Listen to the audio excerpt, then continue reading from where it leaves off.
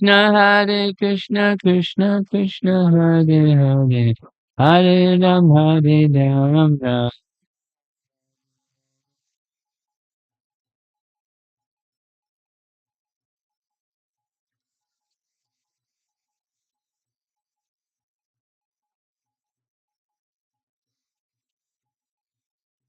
Hare Krishna, Hare Krishna, Krishna Krishna, Hare Hare, Hare Rama, Hare Rama, Rama Rama, Hare Hare.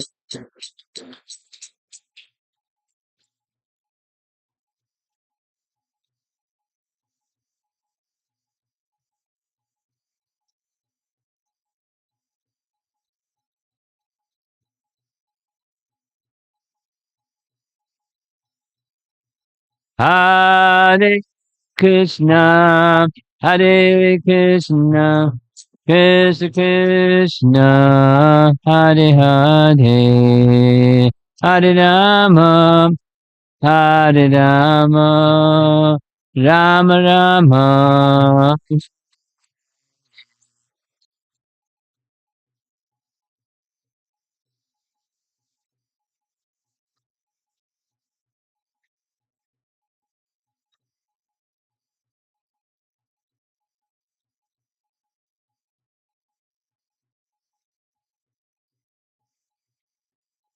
Hare Krishna, Hare Krishna, Krishna Krishna, finish.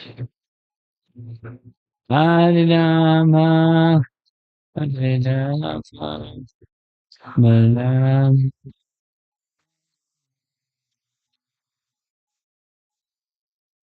Srila Prabhupada ki.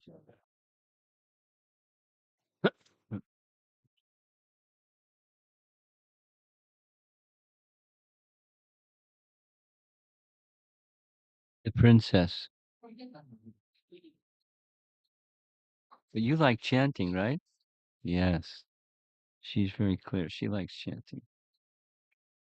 Did you hear her chanting? She's got a strong voice. One day you'll lead kirtan. Not tonight, though. Not tonight, no.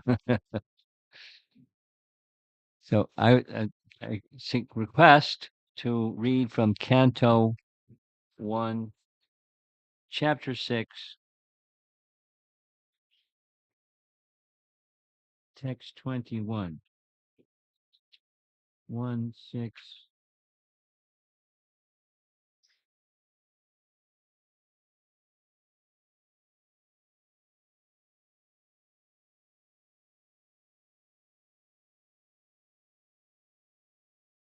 21. The context, this is the title of the chapter, Conversation between Narada and Vyasa. So the original preceptor of our disciplic succession is Lord Brahma. All transcendental knowledge was imparted directly into the heart of Lord Brahma. And then we also hear in chapter 9 of Canto 2, Lord, the personality of God had appeared before him and spoke to him. Not he didn't only spoke to him, he rose, greeting Lord Brahma, and he extended his hand and shook his hand. Friendship, because there are different categories of loving relationships, and this particular Lord Brahma, as well as a servant, he's a friend. And then the Lord imparted teachings to him. But even before then, the Lord imparted teachings to him through his heart. And then all of that knowledge was given by Lord Brahma to Narada Muni. Here's Narada Muni giving. Narada Muni is giving knowledge of transcendence to Vyasa. And part of what this knowledge of transcendence that he's giving to Vyas is a description of who Narada was in his previous life. Sometimes those questions are asked, who was so and so in their previous life? Narada tells, he wasn't even asked, but he describes the process of how he achieved perfection. And in the course of his achieving perfection, he was deeply absorbed in meditation upon the personality of Godhead. And then suddenly, all of a sudden, at once, the Supreme Lord appeared within his heart and spoke to him. And then he disappeared. And then when he disappeared, Narada was panicking. Where did he go? Where did he go? And he couldn't find him. That same revelation of the Supreme Lord was a volition. By the Lord's will, he may reveal himself, and by the same will, he may withdraw himself from the sight of his devotee. And it wasn't to tease him, it was to encourage him for the rest of his life to go on searching and searching and searching. And by that searching self-consciousness, to qualify himself fully, because the Lord explained, you weren't fully qualified, but I showed my mercy to you so that you could search for me with greater and greater and greater intensity, thus fully qualify yourself and return to your spiritual position eternally. So it's not going to happen like that with every jiva. Where if something light happens to you, please let us know. But this is what Narada is describing to Vyas.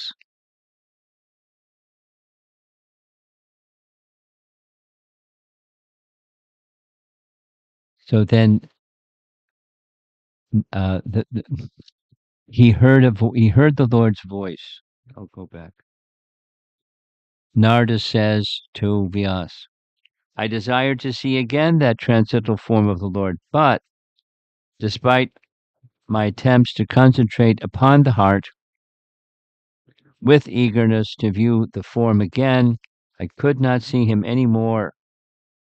And thus, dissatisfied, I was very much aggrieved. Next verse. Seeing my attempts in that lonely place, the personality of Godhead, who is transcendental to all mundane description, spoke to me with gravity. So a disembodied voice. He couldn't see the form, but he heard the voice. He knew who the voice was. The voice was the voice of the same person who he saw. And with pleasing words, he spoke just to mitigate my grief. O Narada, the Lord spoke, I regret that during this lifetime you will not be able to see me anymore. Those who are incomplete in service and who are not completely free from all material taints can hardly see me. So prematurely, before he was fully qualified, the Lord showed himself, and then he withdrew himself and then spoke. Purport, Srila Prabhupada's purport. The personality of Godhead is described in the Bhagavad Gita as the most pure, the supreme, and the absolute truth. There's no trace of a tinge of materiality in his person, and thus one who has the slightest tinge of material affection cannot approach him. The beginning of devotional service starts from the point when one is freed from at least two forms of material modes. Guess which ones? Passion and ignorance.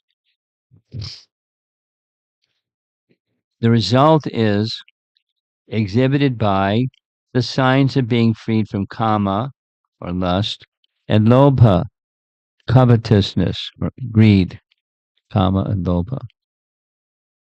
That is to say, one must be freed from the desires for sense satisfaction and avarice for sense gratification. Tambalobha dayasye. This is Cheta etaranad vidham stipvam sattve prasidati. Verse from Canto 1, Chapter 2. This is Canto 1, Chapter 6. But the process of becoming free from those modes is the process of hearing.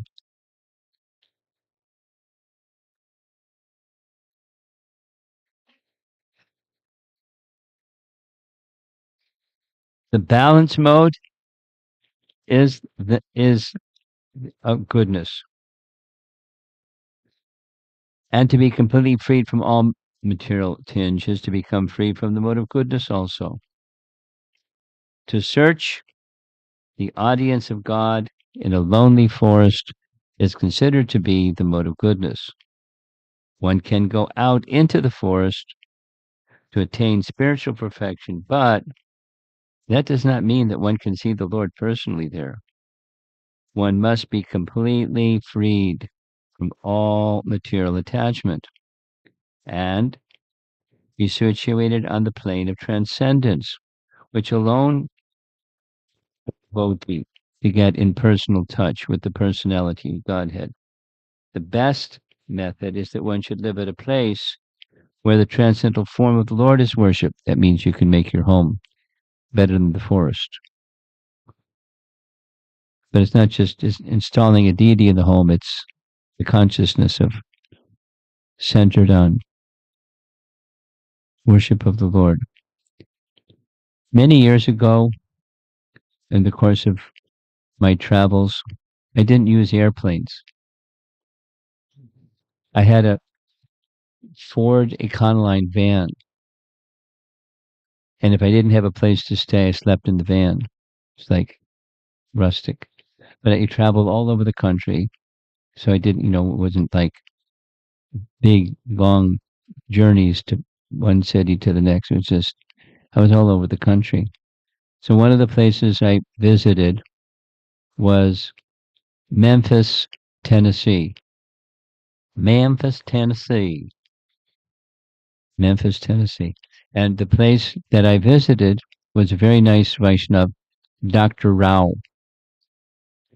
And when there were no cell phones at the time, it was just, landlines. And whenever he trained his two sons, they were college age, and then after some time, they finished their college and they were still living in home with their jobs. So he trained all the family members.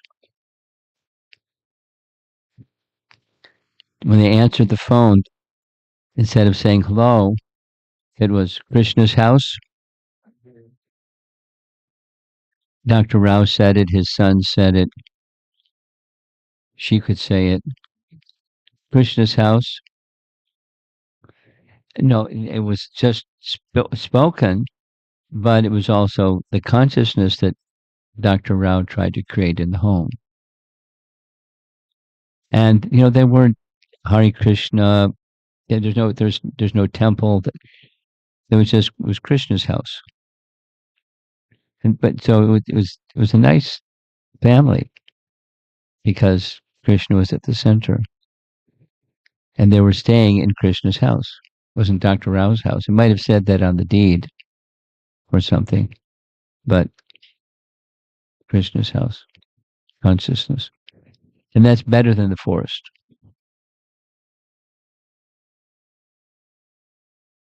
A neophyte devotee is always recommended to worship the deity of the Lord, Archana, rather than go into the forest to search out the Lord. Devotional service begins from the process of Archana. In his present life, no, this is Narada, in his present life, which is completely freed from all material hankering, Sri Narada Muni does not go into the forest, although he can turn every place into Vaikuntha by his presence only. He travels from one planet to another to convert men, gods, kinnaras, gandharvas, rishis, munis, and all others to become devotees of the Lord. By his activities, he has engaged many devotees like Prahlad Maharaj, Dhruva Maharaj, many others in the transcendental service of the Lord. Pure devotee of the Lord, therefore, follows in the footsteps of the great devotees like Narada and Prahlad and engages his whole time in glorifying the Lord by the process of kirtan. Such a preaching process is transcendental to all material qualities. And that was a warm-up for the verse that I want to speak about, text 22. So this is this unembodied voice.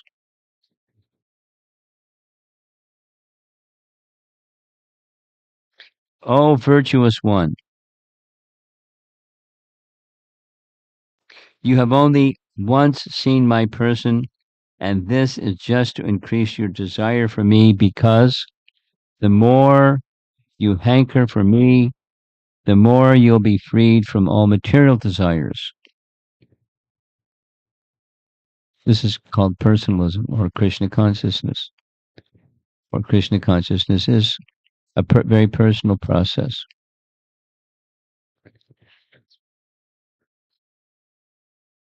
It's very fortunate if our family members can be given the opportunity to hear the transcendental messages of the Bhagavatam. We were in Gitanagari discussing the Bhagavatam as the topic for the whole retreat. And by hearing the topics of Srimad Bhagavatam, Nashtaprayeshu Abhadreshu Nityam Bhagavata Sevaya Bhagavati Uttama Shloke Bhaktir Bhavati Naishtaki. Bhaktir Bhavati becomes Naishtaki, is established as a revocable fact, because similar to what's being said here, the lower modes of nature become diminished. The products of action in the lower modes of nature, namely reactions in unwanted things accumulating within the heart, abhadras is the phrase that's used in the Bhagavatam, they're nashta, they're destroyed. Do it again. Just by hearing Bhagavat Shravan, just what we're doing right now. Just by Bhagavat Shravan, just by hearing topics of Bhagavan, then contaminations of heart are being cleansed. Of course, then there's qualitative hearing, and the qualitative hearing has everything to do with what's being said here. Qualitative hearing has everything to do with the purpose of our hearing. And those who have a clear purpose, that the purpose of hearing about Bhagavan is to become attached to Bhagavan. There's the negative, become freed from the unwanted, but the positive is to become attached to the wanted.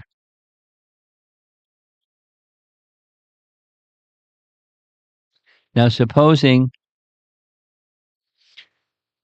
somebody doesn't have contact with Bhagavatam, or they don't have contact with Bhagavan, or that which is in relation to Bhagavan, topics of Bhagavan.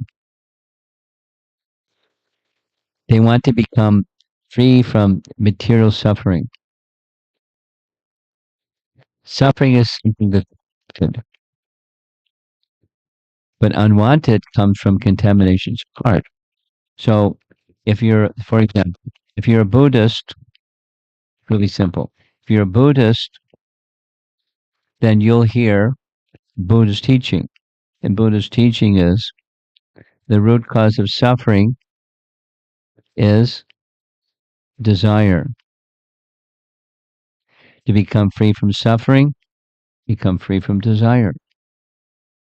How do you become free from desire? Two things, similar to what's here.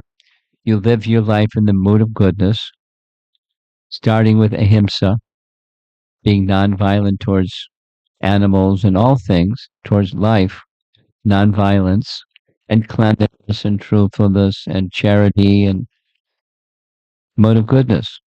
Mode of goodness. Frame your life in the mode of goodness.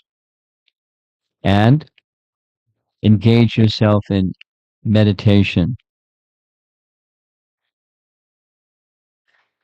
Meditation on what?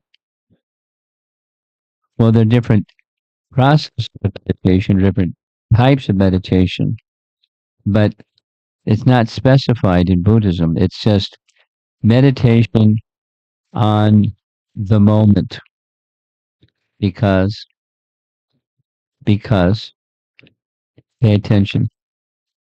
All that exists, if you're a Buddhist, all that exists is the moment. The past is gone, the future hasn't happened. All there is the moment. So be mindful of the moment, mindfulness, or be in the moment, or be here now. When I was in college, that was a popular book by a Harvard professor who dropped out of Harvard and became a teacher, an impersonalist teacher. And he wrote a book, Be Here Now.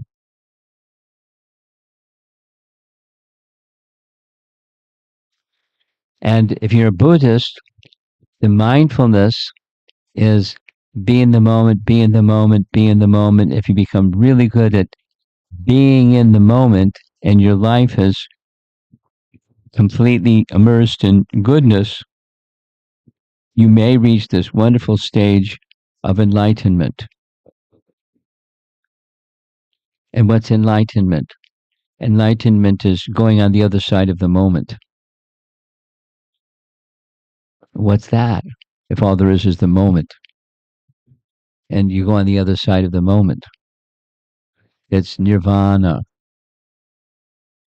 That's enlightenment, nirvana. I mean, that's how they take it. Nirvana means nothingness.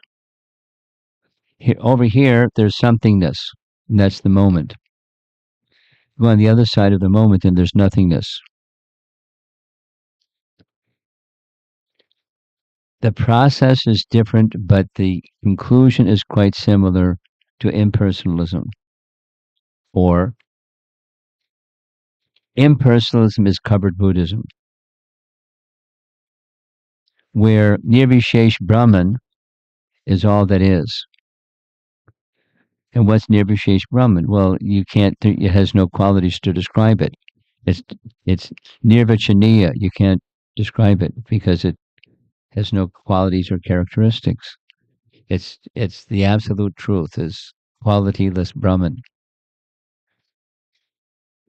which is another clever way of saying the same thing that Buddha says, which is nothingness or void.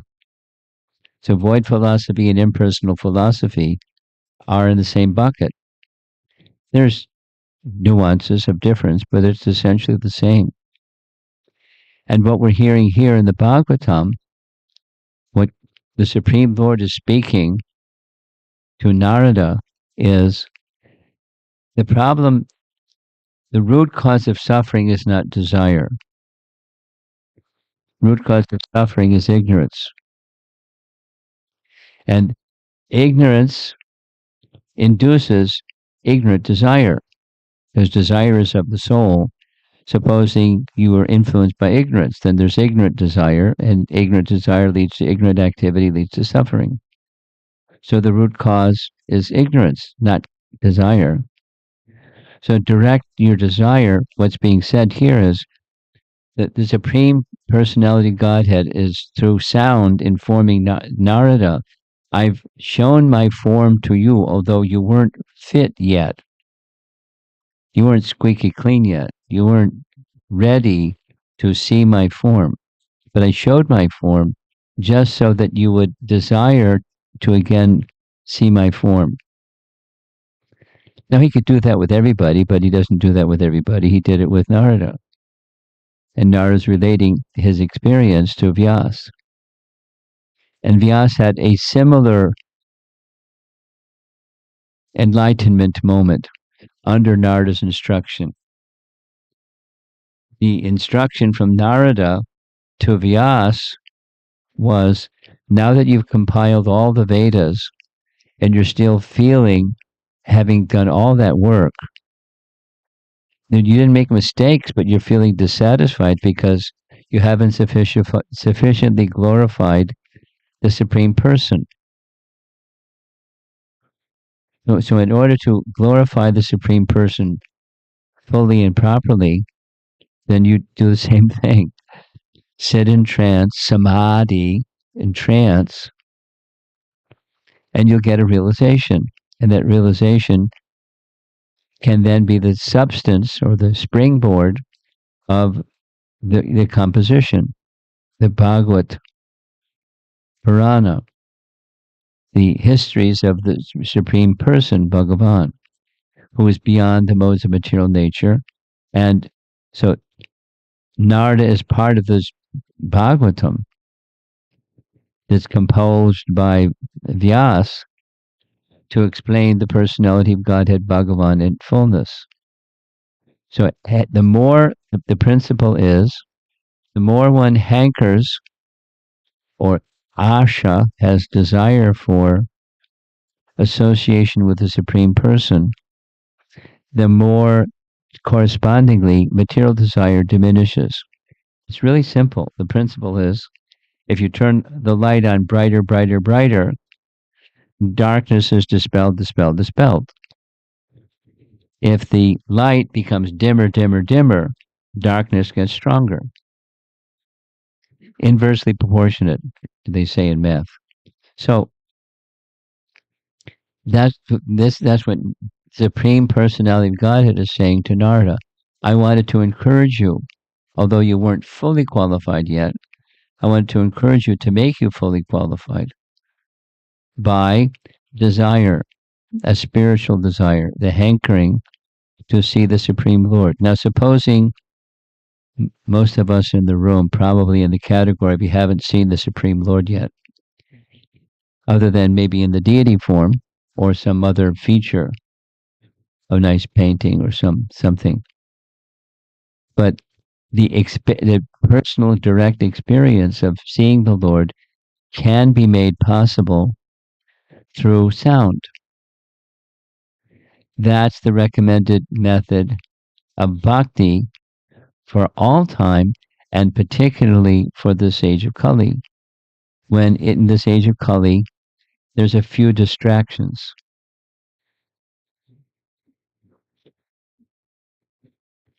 It's getting darker and darker and darker. I mean, this nice young girl, she has a natural attraction for chanting. I'm appreciating. Sometimes kids are too playful; they can't sit still. She was chanting strongly. I mean, we're talking about you. I like your chanting enthusiasm. So that's special. So that will be protection for her. But supposing, even there's protection for someone, they may be influenced by bad association somewhere along the line. And that attraction becomes dimmer and dimmer and dimmer. Then one becomes vulnerable or susceptible to unwholesome association. So how to stay pure and, become pure and stay pure is through sound and the eagerness of hearing that transcendental sound. That's what's being said in this verse and purport. A living being cannot be vacant of desires. He is not a dead stone. He must be working, thinking, feeling, and willing. But when he thinks, feels, and wills, materially, he becomes entangled. And conversely, when he thinks, feels, and wills for the service of the Lord, he becomes gradually freed from all entanglement.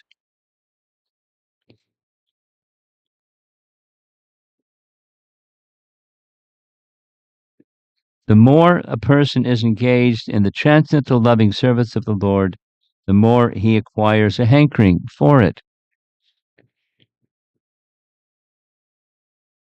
Now, during a future visit here to central New Jersey, Krishna permitting, I plan to conduct a japa retreat for a weekend, during a weekend.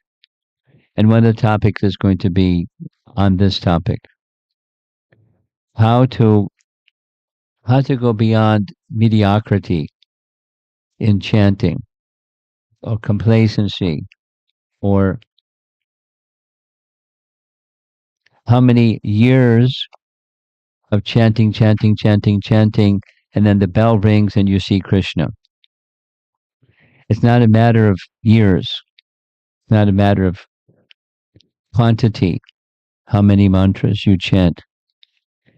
It's how many mantras has some impact, but it's the quality.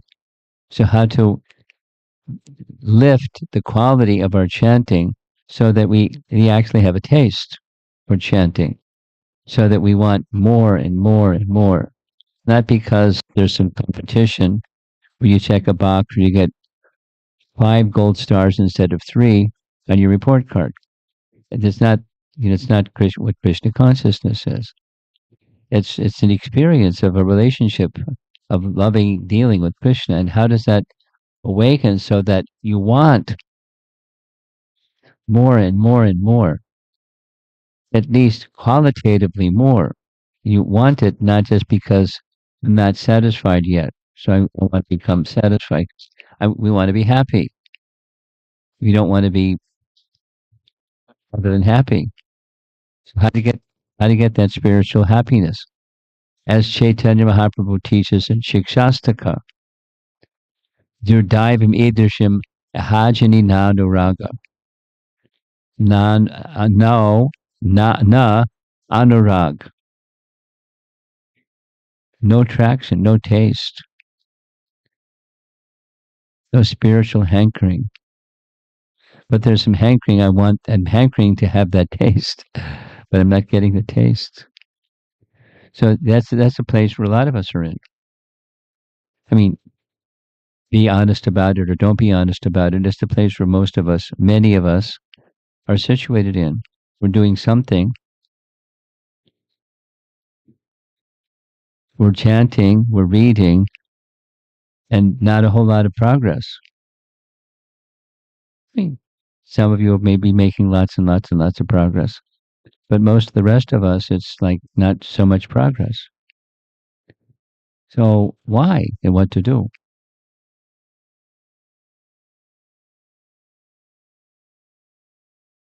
It requires the Chaitanya Mahaprabhu in Shikshastaka gives his formula. It's 4 things: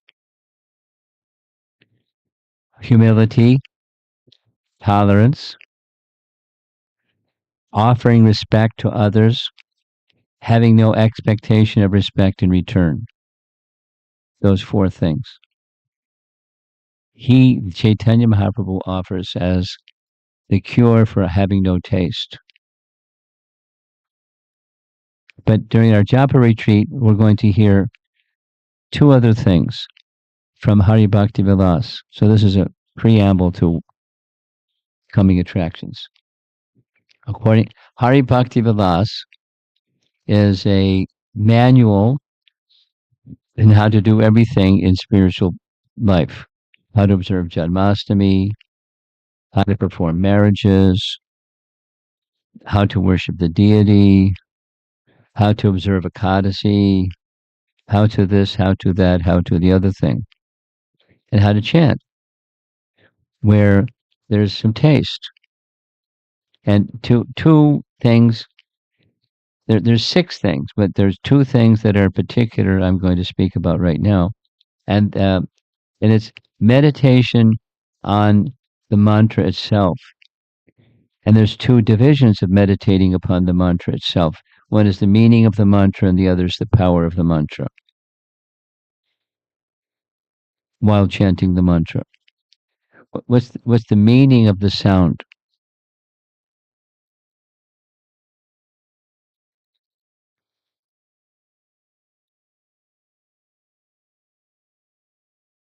Bhaktivinoda Thakur, one of our predecessor acharyas, prolific predecessor acharyas, has described in Jaiva Dharma this section from Hari Bhakti Vilas, where he refers to two main sources as sources to understand the meaning of the mantra. One of those sources, a standard source, is Gopal Guru. Gopal Guru was a disciple of Vikreshwara Pandit. Vikreshwara Pandit was a direct disciple or associate of Chaitanya Mahaprabhu, and his disciple was Gopal. You know the story in Chaitanya Charitamrita. Little boy Gopal, Chaitanya Mahaprabhu was introduced to him. Gopal, chant. And Gopal started to chant like this little girl, chant. And he started to chant and started to cry in ecstasy. Little boy, Gopal, chant in ecstasy. And he chanted in ecstasy. And when he grew up to be an adult, he was Gopal Guru. And he wrote about how to chant in ecstasy. And one of the teachings, one of his writings, was the meaning of the mantra. And then he wrote a book. And Bhaktivinoda Thakur refers to his teaching, Gopal Guru's teaching, on the meaning of the mantra, word by word by word. So similarly, besides the Hare Krishna mantra, there's Gayatri mantras. And a similar teaching is there in Hari Bhakti Vilas. When chanting Gayatri mantra, one should, in addition to chanting the mantra, meditate on the meaning of the mantra. So it's not like distraction from the mantra, because it's an instruction to meditate on the meaning of the mantra while chanting the mantra. You should know the meaning of that sound as you're saying or vibrating that sound. Prabhupada gave us a very simple meaning of the mantra. Really simple. Prabhupada made it so simple for us. Oh, energy of Krishna. Hara becomes, in the vocative becomes Hare. Hare, oh, energy of Krishna. Please engage me in the service of the Master, Krishna, the all-attractive, supreme personality of Godhead. Please engage me in your service. Simple. It can be a little more involved, or a little more involved, or a little more involved than that. But meditate on the meaning rather than just make the sound. Make the sound. And what's the meaning of the sound that you're making? And then meditating on the other division is meditating on the potency of that sound. When you're meditating on the potency of something, the effect is you look up, or there's respect for that which you understand has great benefit for you. So that there's the teacher and there's the teachings, and the teachings from the teacher, both the teachings and the teacher are to be regarded with respect, because they're respect worthy. The due respect goes to that which is worthy of respect. And when there's respect, then you can receive more completely than if you're just hearing without respect. It's one of the principles of a teacher-student relationship, in school. Anyway, back to the name, back to the Bhagavatam, that the messages of the personality of Godhead should be heard with respect, and they should be heard regularly.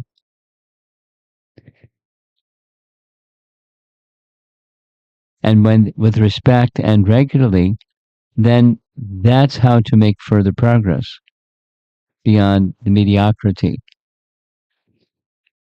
Meditate on, learn the glories of, let's say, the Srimad Bhagavatam. And by learning the glories, respect for the sound vibration of the Bhagavatam grows and grows, and the benefit will be greater. Your progress will be greater by understanding how great it is, this wonderful sound vibration. Or same with the name, or same with anything that you're learning spiritually, transcendentally, spiritually. So understanding Sambandha Gyan, the relationship of all things with the source of all things, specifically the sound vibration of Krishna's name with the sound vibration of the book in relation to Krishna, the Bhagavat, Grantha Bhagavat. It's the greatest of all teachings, among great teachings, among perfect teachings. That's what the Bhagavat is saying. That's what in the next chapter 7, what Narada says to Vyasa. You compiled all the Vedas with well done, mistakes. But there should be glorified Bhagavan, and therefore please glorify Bhagavan in fullness. That's this Bhagavatam. So when we understand what the Bhagavatam is, then we'll hear it with greater regard and respect, and we'll dance more, not just more pages. More pages is nice, but more qualitative hearing is nicer than nice.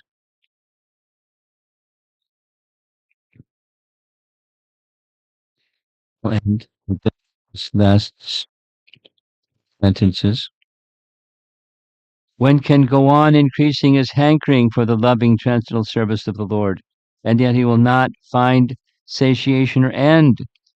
By intense service of the Lord, one can experience the presence of the Lord transcendentally. Therefore, seeing the Lord means being engaged in his service, because his service and his person are identical. The sincere devotee should go on with sincere service of the Lord. The Lord will give proper direction as to how and where it has to be done. There was no material desire in Narada, and yet, just to increase his intense desire for the Lord, he was so advised. And we're not in the same category as Narada, free from all material desire. But we can become like Narada by hearing about Narada and hearing the Bhagavatam, hearing the glories of the Lord as instructed by Narada to Vyasa to experience and then compile.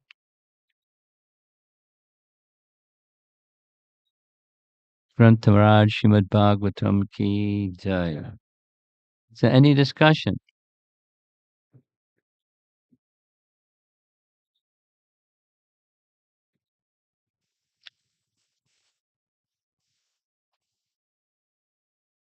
Hare Krishna Guru Maharaj. I wanted to know the book name written by Gopal Guru on how to chant. What's your question? Do you want to know what the name of the book is? Yes, Maharaj. I'm forgetting the name, but I'll look it up and I'll send it to Prem Kishore and he can send it to all of you. It's available. It's translated to English. It's yeah.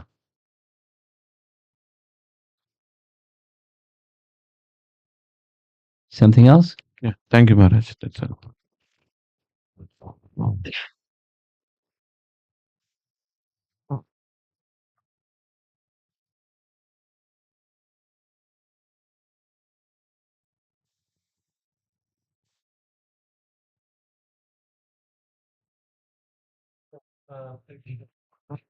Almost everyone that's completely new. Oh, really? Yeah. So they come occasionally to the temple. Okay. So we are just ensuring that they have your mercy. And any questions what you have, please do ask. ठीक है? हिचकिचाना मत.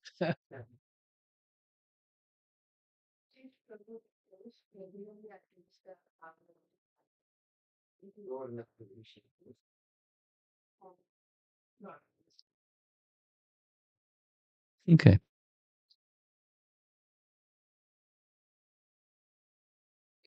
The process of devotional service has 9 stages, or limbs, or branches, angas. And the first 3, the first one is hearing, shravanam. And after hearing and hearing, then one may vibrate that which one has heard, like the chanting, call and response. Shravanam, kirtanam, shravanam, kirtanam. This little one, she was doing kirtanam during both. Enthusiastic, kijai. Shravanam, kirtanam has a byproduct. That is, the heart two things. The heart becomes cleansed of unwanted things, abhadras, and the awakening of that which is beneath the abhadras, which the abhadras are covering, is the original consciousness of the soul, becomes awakened. And as the original consciousness of the soul becomes awakened and the covering becomes removed, comes the third stage. That's smaranam. Shravanam, kirtanam, shravanam, kirtanam, shravanam, kirtanam, Vishnu smaranam. And then with Vishnu smaranam, as that becomes mature gradually, then all the other activities of life have that at its core, or embed within, is Vishnu smaranam, or Krishna smaranam, is remembrance of our eternal forgotten relationship with Krishna becomes now remembered. And then archanam, doing deity worship, bandhanam, offering prayers, and other forms of devotional service have those first 3 as the core. Shravanam, hearing, kirtanam, repeating or making the same sound that you've heard, Shravanam, kirtanam, then Vishnu smaranam, remembrance. This is the meditation upon, specifically meditation upon our relationship with the Supreme, and that relationship with the Supreme is a relationship of loving service. That's forgotten. Because it's forgotten, then we engage in activities in relation to forgetfulness, that which we are not. That's material life. And lots of people are very busy in their material life. So busy, they find they don't have time for spiritual life, because material life keeps them busy, busy, busy, busy, busy, busy. No time. But there is time. It's just how is time used? Is how are our desires being directed? So if you direct your desires towards the spiritual by regular hearing and chanting, then the distraction desires diminish and the natural spiritual desires awaken, just by committing some time and giving oral reception to spiritual sound, like Srimad Bhagavatam. So therefore there's emphasis on doing what we're doing right now, just reading some verses from the Bhagavatam and Narada's experience of what happened when he did it, and then his instruction to Vyasa and Vyasa's experience when he did it, and then we're given the same opportunity through the mercy of Vyasa. Shravanam, kirtanam, Vishnu Smaranam.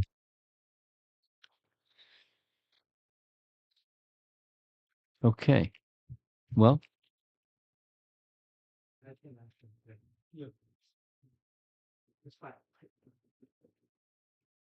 they like this toy. It's a nice toy. Your voice is strong. Oh, yeah. All right. Hare Krishna Maharaj Ji.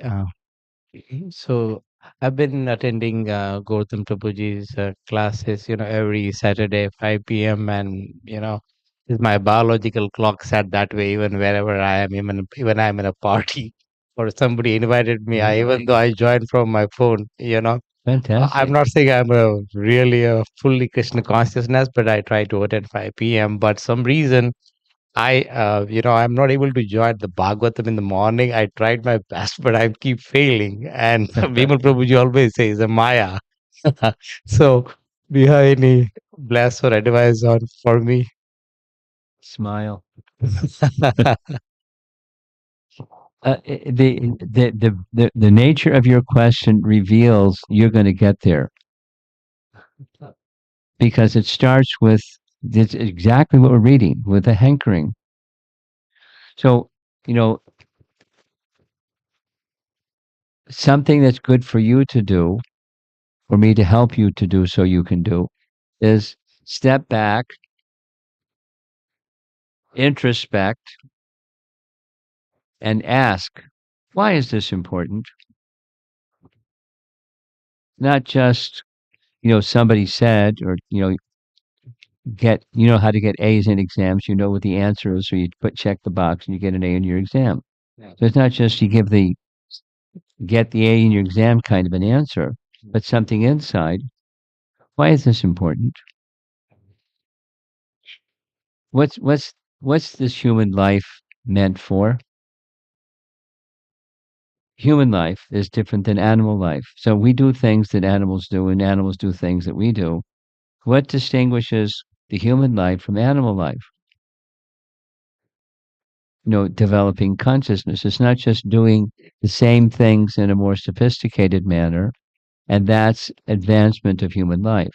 That's material, but it's the same thing that animals do, largely: eating, sleeping, mating, defending, according to the scripture. So what's distinct for the human? What am I supposed to do with this human form of life? And according to the Vedas, you ask yourself the question, who am I? And then with that who am I question comes, at least a dozen other questions. To understand who am I, what are things that I can do that enhances the who am I realization? And what are the things that I can do that diminishes the covering that keep me from asking that question? The obstacle, the whatever it is. And so you don't necessarily need to know what the obstacles are, except that there's obstacles. And, in principle, it's the modes of nature. And then the modes of nature takes different shape. Passion and ignorance takes different shape.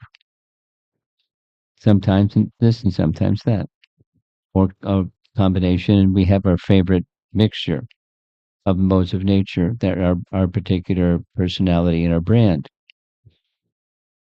But is that really what the human form of life is for? Or animals can't ask the question, who am I? That's something unique to human form of life. And getting an answer is also unique to human form of life. So what that rise above the animal instincts and rise up to the human form of life. And so I'm taking you down a little path that's introspection. So there's a purpose to life beyond accumulation of stuff. And the more stuff I have, that's the standard of my success of life, because I have more stuff than the guy next door, or more stuff than I used to have when I was younger. Now I got more stuff, and that's my advancement. So that's not human progress. It's polished animal progress. So, what make your life distinct, or in order to make your life distinct, it's asking those questions in meaningful ways, and then you go to sources that have answers that can guide you how to get the answers that makes your life human instead of polished animal. So that's a reason.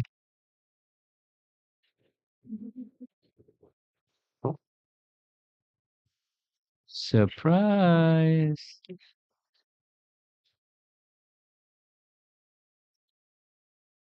You know who he is? I just, lot of devotees contact me, but never in meet in person. This is our temple president in Houston, Okay, thank you, sir. and his good Correct. wife and his Thank you, bright son. I don't know his daughter. I don't know what parachute brought you here, but welcome. Okay, so back to your question, and my initial response to your question is because you're asking the question, you're likely to get there. Keep asking the question, like, what's the not so the obstacle? Should I want anyone? It's important. What's this human form of life meant for anyway? Let me just do a little pause here for a moment. When my busy, involved in the three modes of material nature life, and do a little pause, step back, and where am I headed, and what's really the human life's mission? So, and you ask it sincerely, and then you'll find, you go to Srimad Bhagavatam, randomly open the page, and boom, there's the answer. It's just like that. It's not coincidence, because the Srimad Bhagavatam or Bhagavad Gita is such literature. Immediately, the answer will be there. It just, you have to be inquisitive. The biblical saying is, seek and you shall find. You've heard that one before? sir. Is that the Vedanta is Tato Brahma Jigyasa. You've heard that one. Upon achieving the human form of life, now is the time to inquire. Brahma Jigyasa. Inquire into Brahman, the absolute truth. That's human form of life. Now achieve Ataha. How now? Now, in the human form of life, ask the question, what's eternal? What's the absolute truth? And what's my relationship with that which is the source of everything, the absolute truth? That's human life. It's important because it's human life. And therefore, by evolution of consciousness, then the repetition of birth and death to come to the human form of life, the purpose of human form of life then begins. Supposing you don't do that, not you're doing it. Supposing someone doesn't do that, then they're living an animal life, and that's what's going to happen in their next life. The next life, they'll become like what they did in this life. They'll just become a polished animal. And that's not what the human form of life is meant for. Some persons are living not like polished animals, are living like graded animals. And there's a consequence for that. There's a next life, this life, and consequence. So it's not shaking a stick and threatening, it's just reality. So there's then, because I want spiritual reality, I want happiness, I want to know who I am, therefore let me take this much of a step. And the hearing, as I've been speaking, Shravanam is the first step. So regularly, or in the language of the Bhagavatam, Nityam Bhagavata Sevaya, Nityam Bhagavata Sevaya, regularly hear. So once a week, Saturday, 5 o'clock, that's regularly. then, and then, so Can I do chanting at least 1 or 2 rounds every day? good, Yeah. good. I'm not yet on 16, but Don't worry. two round actually. I mean, because you're sincere, you'll get there. Krishna will help you. It's not just like you'll fly and you'll land on a tree somewhere and you realize, wow, that was a fun. Let's do that again. It's not quite like that. But, Krishna will help you. You're not alone. It's not a journey, a solo journey. Right. Krishna will help you. And the devotees of Krishna will help you. Gently, but help you. Take little steps. Like I'm very curious to find out what she's going to become when she grows up. She's got a natural inclination. Yeah.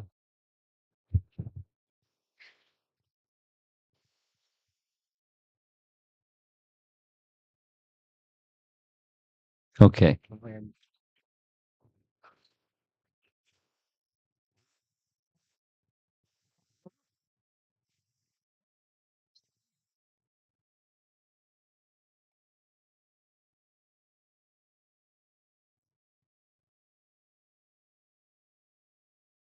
Hare Krishna, Guru Maharaj.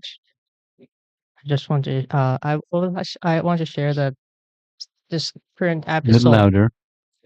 Volume. Okay. This current episode, remind me of something we discussed last year.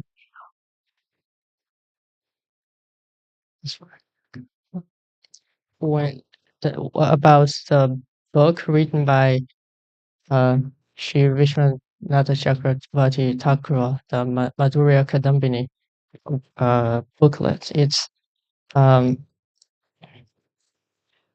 like this, for example, for Narada Muni in a very beginning stage of the practicing of bhakti, he can experience a very high stage that is actually experienced in when one's bhakti is more mature.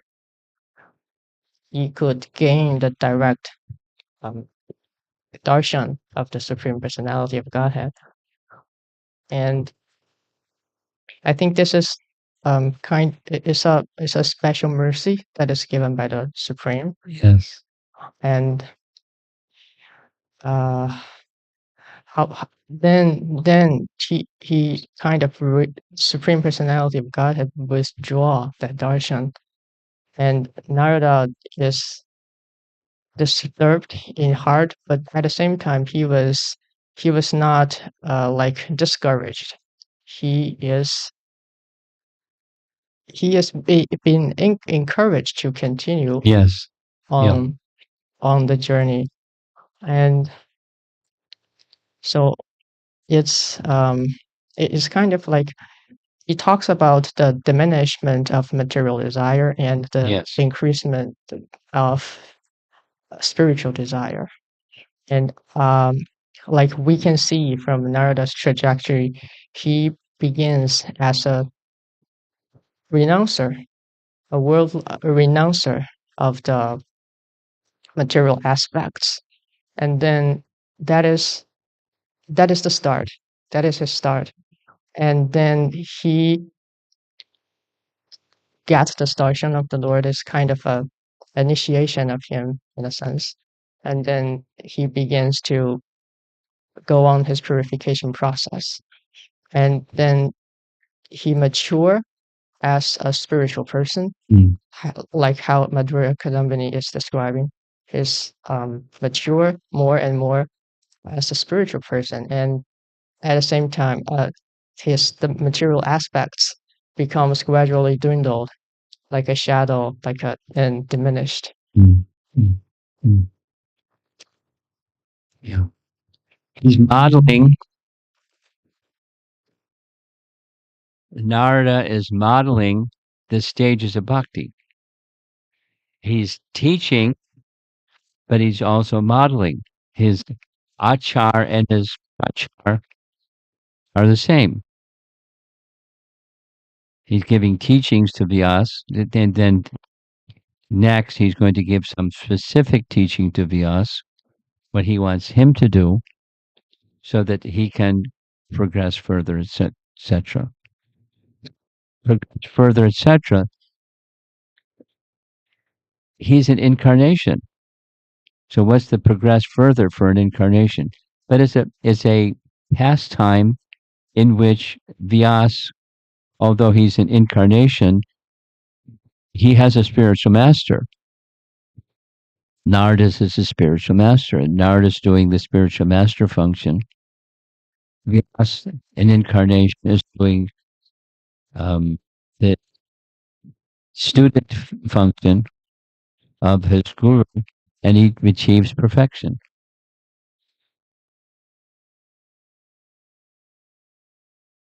And it's a detail. It's here, the explanation that you offered.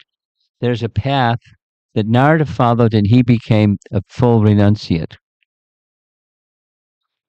Vyas, after hearing this and doing what Narada said, he then had a son. He's married. He's in the Grihastha ashram, and he had a son, and his son was Shukadeva Goswami. And he trained his son in what he had received from Narada, or from Narada's instructions. And then Shukadeva Goswami did the Shravanam Kirtanam program. Same. Just, in other words, the shape may differ. The shape does differ from individual to individual, and that's just fine. It's perfectly natural. And there's different models of how this one responds and how that one responds to the same principle, because they're individual. So we're also individuals, but the principles apply to all of us. And it's going to look a little differently for each one, and that's just fine. It would be a little odd if it was cookie cutter the same thing. It's not. Very individual, very customized relationship with the personality of Godhead that starts through sound. So here regularly, in addition to Saturday, 5 o'clock. Somehow.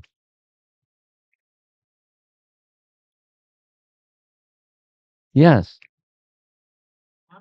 Guru is competent to give the end result, but generally he gives the process of devotional service.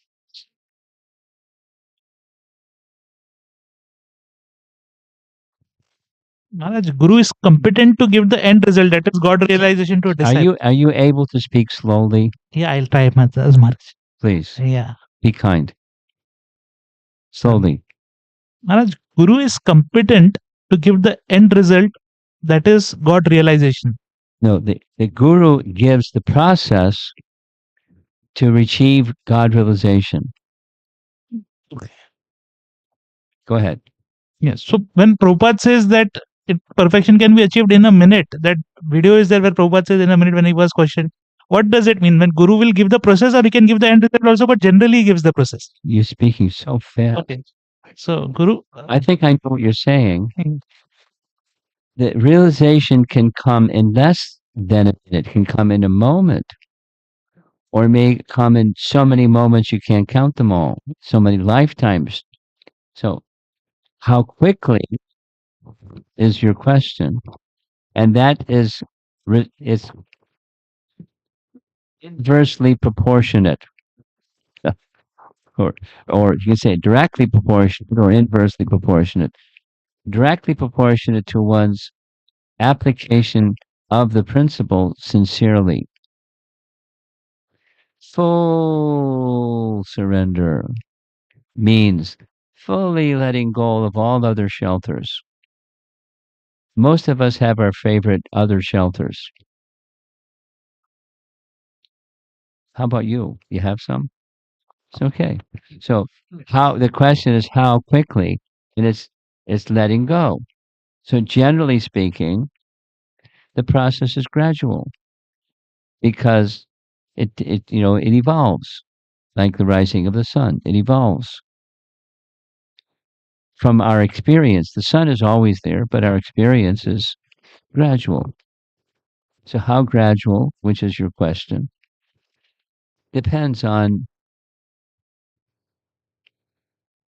the strength of our sincerity of applying the teachings that come not only from Guru, because Guru just gives the teachings of Shastra. So the teachings of Shastra as guided by and coming from the Guru. Then our submission to Krishna, which is what the teachings of Guru is and the teachings of Scripture is, our submission unto Krishna.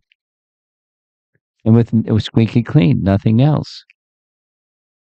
Now, squeaky clean, nothing else doesn't mean I become a stone or I become renunciate.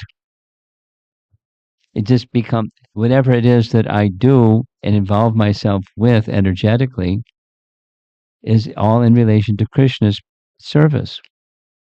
Period. Nothing else. No other shelter. The shape can be different. Will be different. I mentioned that. So, how your question is timing, and it depends on our submission and letting go of other shelters. Okay.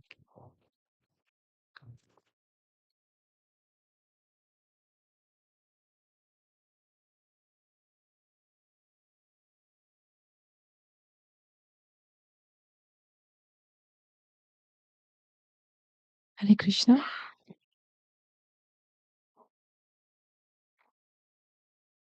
Hare Krishna. We're Maharaj. waiting. Okay. How can I understand the obstacles which I'm facing? How can you understand what? The obstacles. You were saying some of the obstacles are in the mode of passion and ignorance. So I wanted to know how I can understand. How you can understand how to get free from the modes of passion and ignorance. Yeah, those obstacles. You just read in the Bhagavatam and it tells you how to. You want to know how to? Read the Bhagavatam, it tells you how to. It's not how to, Guru Maharaj. It's how do I understand my obstacles? Read the Bhagavatam and they become very clear. Read the Bhagavatam and they become very clear. As you move towards the light, where the darkness is becomes more clear.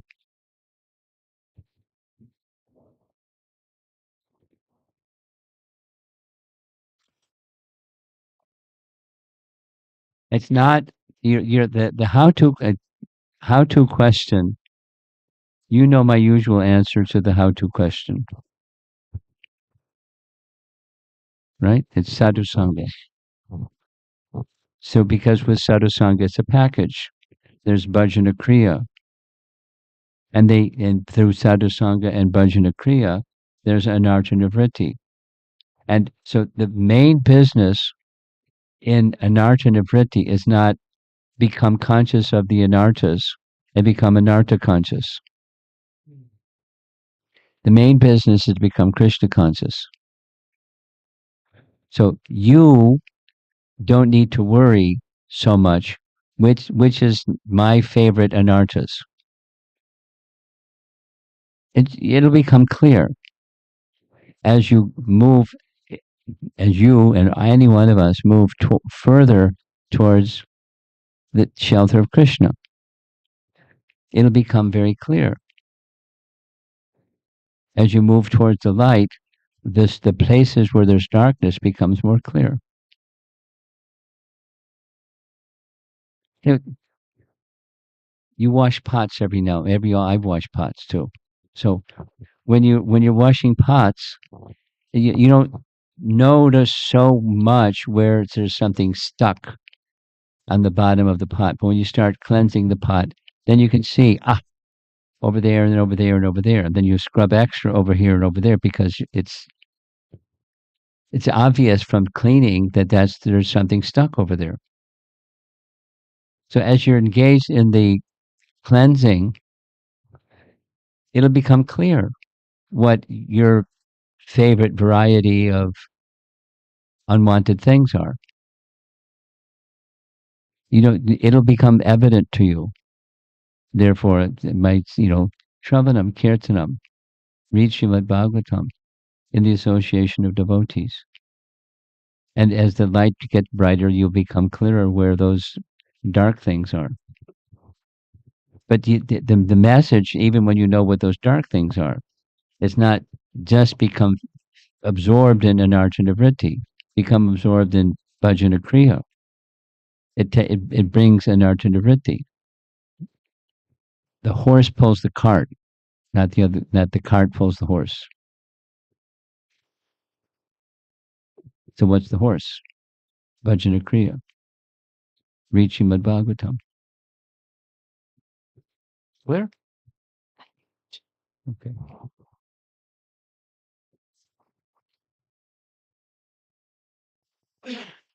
Hare Krishna Guru Maharaj. Thank you very much for the classes. Whole 1 week it was Srimad Bhagavatam, immersing in writing to take the shelter. During the retreat time, while prasadam taking, one of the new devotees, we were talking to each other. Nityam and Adarad were the two words which I and she could connect to, always and with respect. And then the topic came wherein Mataji was saying, Mataji, should we even get the happiness while chanting Hare Krishna Mahamantra? Because Bhagavatam reading is like happiness, lot of stories, lot of learning, lot of things which we can relate to. I'm chanting few rounds, but is that the goal, that while chanting, or the end goal is by chanting regularly we should feel happiness? Is that, can you comment? In the beginning, that may be a goal, but that's not the goal. The goal is relationship. I mean, do I fall in love because I want happiness? Or when I fall in love, is happiness there? So our relationship of loving service to Krishna, that's the happiness.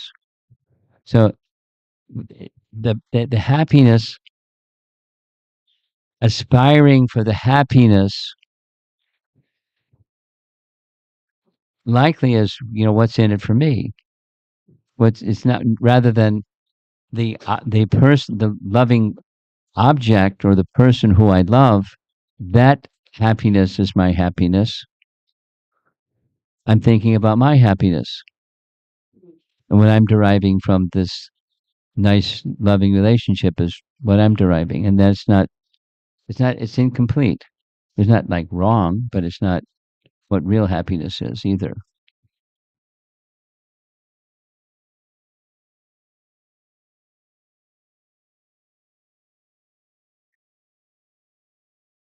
Okay, I think we're done.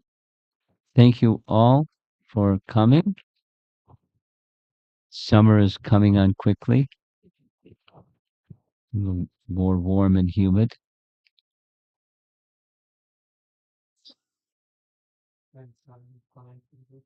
Huh? What brought you here?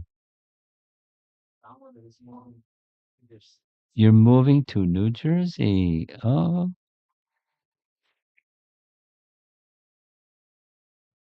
More education, or now it's work? More education. Clinical rotation. Okay. Where in New Jersey? Patterson. So the whole family shoehorning him into Patterson, huh?